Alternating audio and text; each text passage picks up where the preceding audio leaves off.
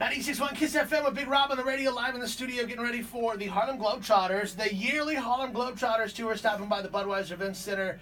And in studio, her rookie year from the Harlem Globetrotters is Champ. Welcome to the studio. Yes, sir. Thank you so much for having me. We were talking off the air, and you said, save all this for on the air. Quit talking. Don't talk to me anymore. We got to let the people hear the good stuff. It's funny how that works. Sometimes the conversations off the air are better than the ones on. But we're not going to let that happen right here. We got the best quality stuff happening right now. This is the quality stuff. So tell me, was it a dream of yours to be a Globetrotter? Was it something that you just were a fan of when you were a kid, and then you were like, at one point you're like, look at all these great, players.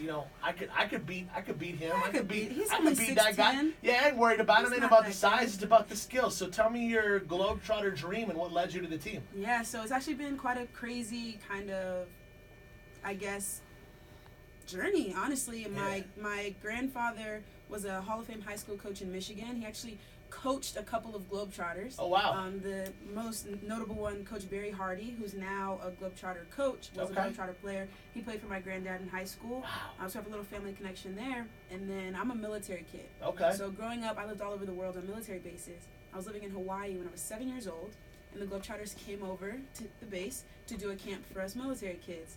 And I got to hang out with the Globetrotters for an entire week.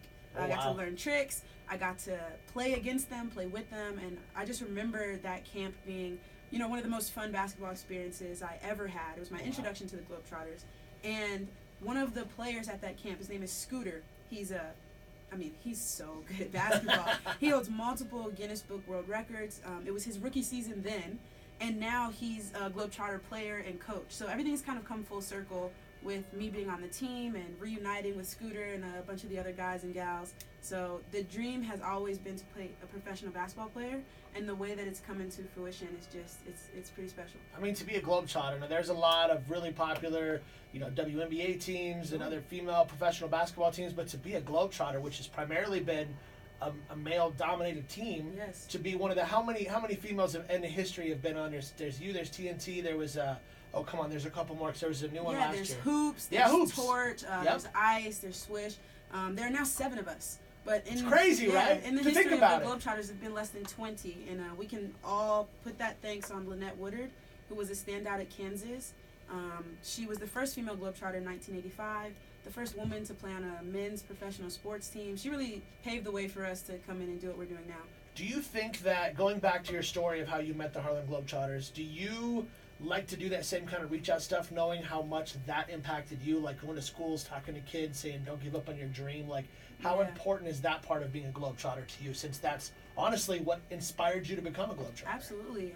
And even more so than inspired me to become a Globetrotter, helped me throughout my entire playing career, high school, college, and so on. And the Globetrotters are known as the ambassadors of goodwill. Yeah, absolutely. Which means that whenever we come into a community, it's not just about basketball.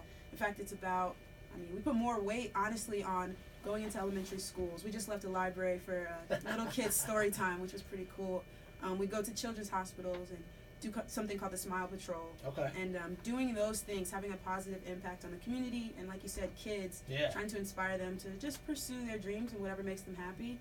That's a huge, huge part of the Globetrotters. It's funny, there's 2 things I remember from elementary school. Meeting a Globetrotter, and we have a weatherman, his name is Mike Nelson, and he does a thing called the tornado dance. I remember those are the only 2 things I really remember. That's 2 good things. I didn't become a weather person, but I did get into media. I didn't get into basketball because I like snacks too much. But I could shoot some hoops. I was in an arcade the other day, and I was throwing them down. We'll have to get out here and do some tricks. Let's do it. You're going to teach me how to spin a ball today. We're going to do a video on our Facebook and Instagram story. Do you think is it you going to teach me in a couple of minutes, or does it take a while? I think you're going to pick it up pretty quickly. You're going to spin it and just set it on my finger, right? That's we'll what have to see what happens. Everybody's going to have to go to Facebook, go to Instagram, check it out. It's going to be dope. At 96.1 Kiss FM, Budweiser Event Center, Friday night, March 1st. It's a 7 p.m. show. Tickets at HarlemGlobetrotters.com. It's always one of my favorite shows. I usually get to jump out before the game starts and kind of get the crowd fired up a little bit, and like the smiles in these kids' faces, the excitement in the families that are there, because it's such a cool family show. It is. How many games have you got to partake in, and how many games have you won? The answer is all of them, right? Well, the last time the Globetrotters lost was in 1971. So the streak I was is not good. there. Yeah, I was not at that game. That loss is not on me. But we play against the Washington Generals, and they're a tough adversary. And this year is actually our 2019 fan-powered World Tour. Okay. So even for people who have been to a Globetrotters game in the past, come back, because this year it's different. We have the most fan interaction in all of sports, going into the crowds, bringing people down onto the court, and especially with a twist this year for how the fans can get directly involved in the game and help us win. That's a tease right there. You're going to have to be at the game to find out what she's talking about. You're going to have to come see what we're doing. And you're going to be here, right? I know that there's a couple of Globetrotter tours. Are you going to be at the Bud Event Center on March 1st? Hopefully. Our schedule, my schedule doesn't go out really more than a day or so. Dang! But I'm excited like to my be schedule. here, hanging out, and we've had a good time so far. Well, Champ's not here. She'll be here. She'll be here one way or another. If you don't come, you send me a video. We'll post it on Kiss's Facebook. You shoot some skills. It'll seem like you're at the game. Absolutely. We'll figure it out.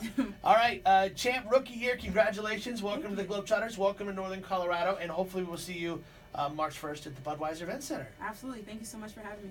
Awesome.